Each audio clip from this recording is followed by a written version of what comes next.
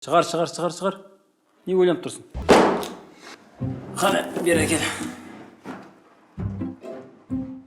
Күнделігің бар екен ғой. Солай ма? Жинап алған сияқты еді. Жинап алған сияқты.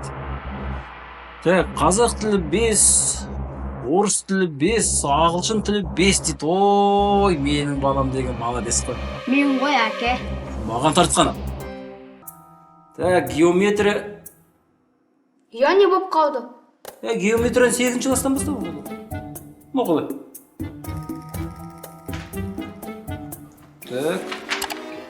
Әке, сіздер неге мен сумкам ақтап жүрсіздер? Әке, енді сіз өзіңіз ғой, бізге бірдей сумка алып беріп, ішінде дәптер, күнделігімізде бірдей үнемі шатастырып жүремін.